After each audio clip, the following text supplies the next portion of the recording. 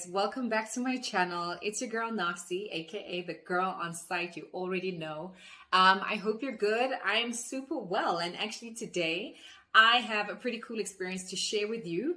Recently, one of the projects I manage in the inner city had an elevator to install. So of course I was like, guys, call me when it's time, because I'm always thinking of you guys. I had to share this experience with my YouTube fam. So today's episode, I am talking everything to do with installing an elevator. This entire conversation takes place on top of the actual elevator car, and I'm joined by the main contractor, represented by my boy Maycen, and we're also joined by the specialist contractor, a cool guy by the name of Wanda. And I ask as many questions as possible, guys. So if there's anything I missed, pop into the comments. I'll obviously get around to it. But for now, let's jump right into it. I hope you enjoy.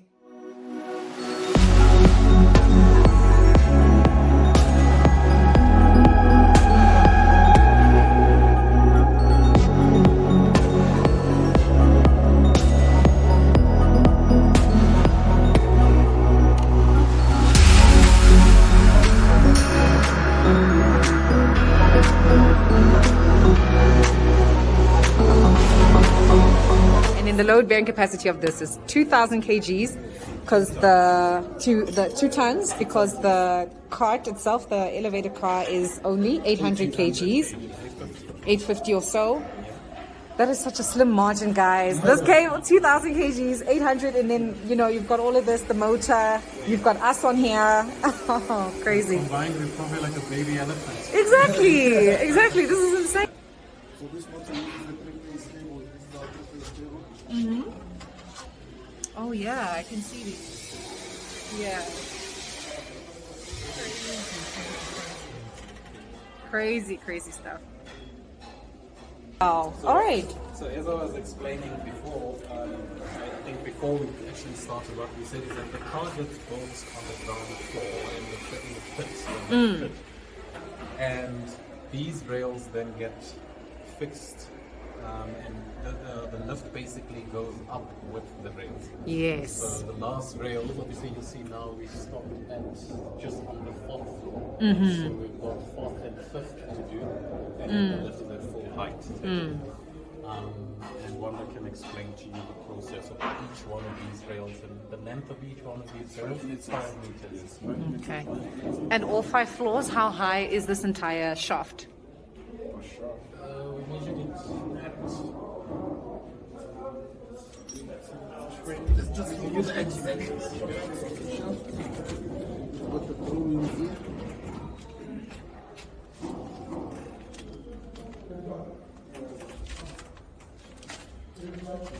So when you stand...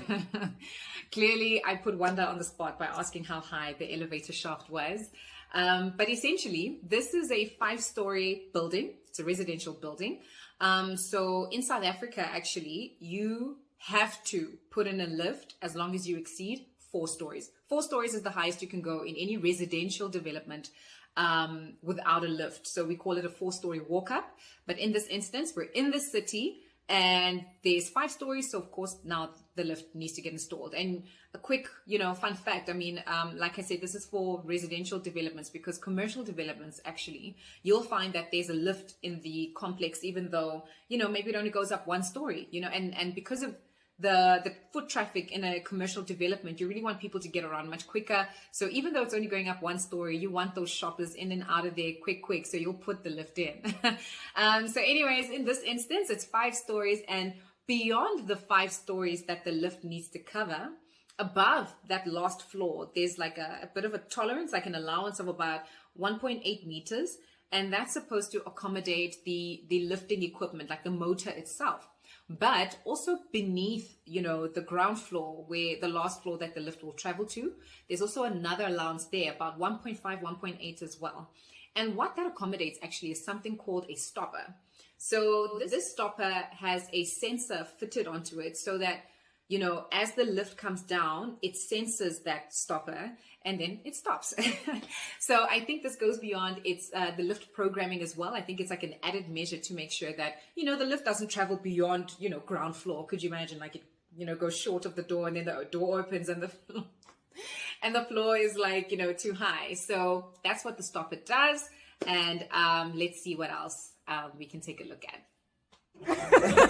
Right, so this is a governor. A governor. Yes, governor okay. Rope. This is a governor rope. The actual governor is there.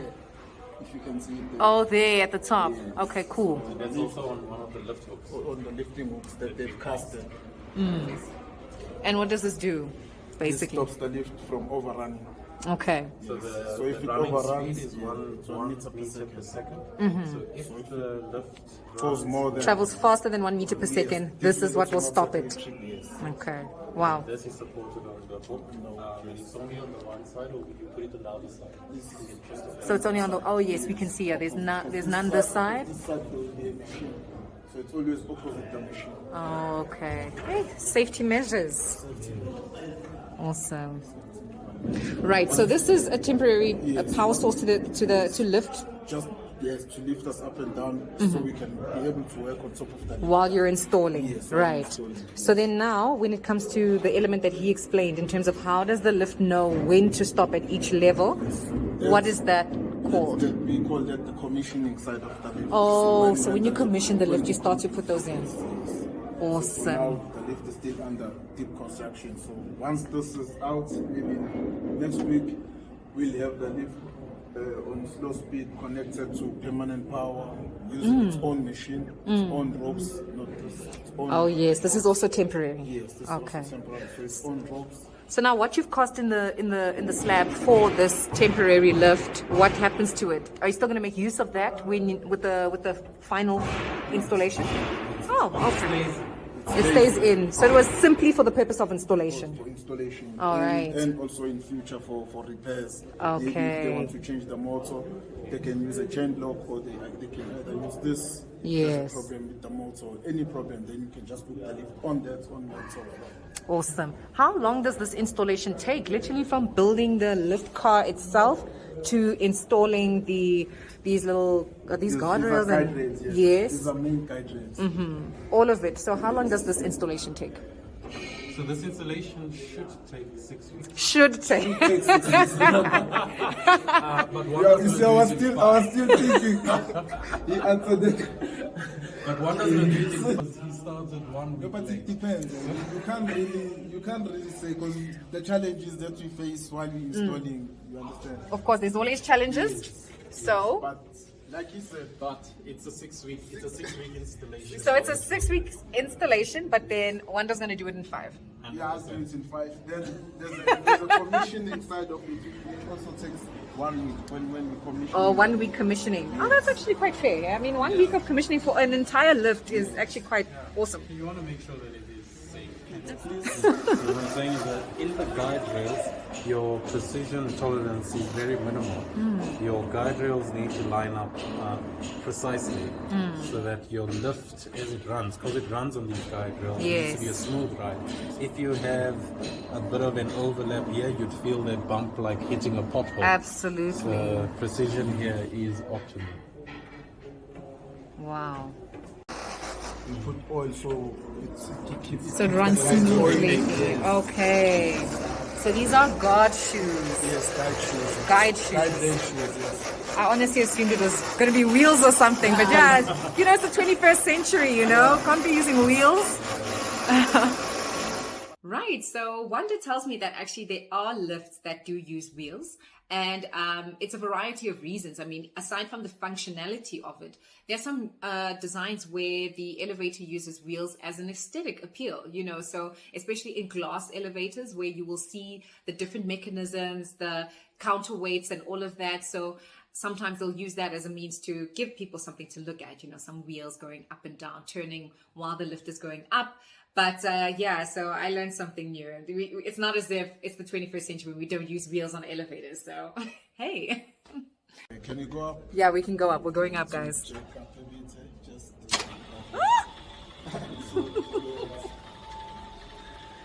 This is so hectic. Going up. Voice announcer. So when you So that's And there's a counterweight guide there. Counterweight guide rail. Oh, okay. Counter frame there. Oh, I see it. I see See it. that frame? Yeah. Over there. When the lift goes down, that goes up. Oh, I see. Counterweight. Literally. So then this fixing mechanism here. So then you've got the bracket fixed to the wall. Then you've got this plate in between the two brackets, and then This plate is just an extension bracket. extension bracket. Okay. All right. Is there no limit as to how far the guide rail should be from the wall? Yes. Yeah. So, but we went according to the layout drawing. Okay. Oh, yes. So all of this is obviously designed, taking all of this stuff into consideration. Because if you look on this side, Yes. Absolutely. That's what I'm noticing. I'm like, okay. Especially because on this side, like you said, you had to put in this extension actually. Yes, and remember this is a side opening lift. It's not like your normal lift sensor opening. Yes. if you look at the back, the way the openings are, you can see Oh. that you've got more brick skin to the left. Oh, yes. See Exactly. these lines? Yes, These are I your see. door frames. This is the Oh, yes. I almost got hooked onto this when I was jumping on here and I couldn't see it. So this we call that a template, a plumbing template. Yes. That's how we plan. So you can get your profiles right, you know? Okay. It also determines that your entire shaft opening will shaft Yes. because your lift will move in a straight line. Absolutely. It has to. Could you imagine if it's... Wow, so we can see that the built structure itself is so critical in the installation of a lift. You know, we require the structure, the beams, the walls just to be as square as possible. As Wanda's explained, they've got so many different guiding systems in place to ensure that they install that lift as straight and as square as possible. Things like your plumb lines and the like. I mean, you could imagine going 5 floors up, a 1 millimeter deviation, and you can end up with a catastrophe by the time you reach the top floor. So it's pretty insane. But yeah, let's dive right into how you actually fix the elevator to the building. Let's go. When you're fixing into the brickwork. Brick, so we use that. Okay. M12 roll bolts. Yeah, so you get different sizes roll bolts. You get M10s, M16s, so obviously the... But I mean, M12 is so small, hey? I mean, you'd think for a lift you would need like a M20 or something insane. But wow. Because if you look at how it works as well, is that as you tighten it, perhaps if I can just open it, you'll see it's got like these grooves. So this casing goes into the wall, and then as you tighten it, this opens up. Yes, into the So wall. It locks it kind of Locks like, itself into So it's basically got teeth Yes. and it goes right in. And on the concrete we use, this is a concrete anchor. Yes. Okay. Those will go onto our beams, and also And even that one up there. slab. Yeah. So that's what the bolts look like. I mean, it's the casing that goes into the wall and expands, and then that's your That's the actual, you know, bolt itself. Awesome. So that's what we use to fix into the brickwork then.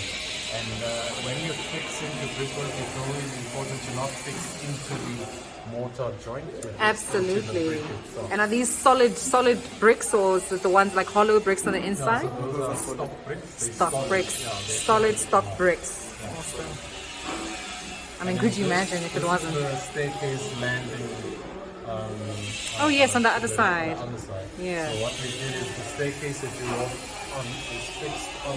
So you've got your brickwork, and then your landing rests on the brick. You build a new skin, and then it's landing on the brick as well. So this is all one element. And it's structural. It's not necessarily load bearing, but Yes. it I mean, does landings generally aren't load bearing, but yeah. Awesome. I mean, we can already see the comparison between like that landing versus the actual slab right there. Yeah. Awesome.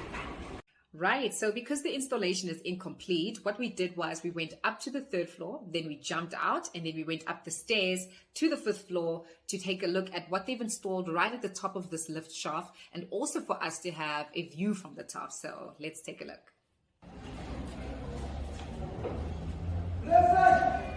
these are. So this is your guide rail. Yes. Those two. So these guide rail. And in fact, actually, why is there only one of these on this floor? Because there weren't any others. No, so from this floor, Yeah. you just run it down. Oh, okay. The rest of it. Oh, yes. Oh, yes, because actually this is the last floor that the lift will reach. So if it's determined at this level, the rest will all. There's Wanda.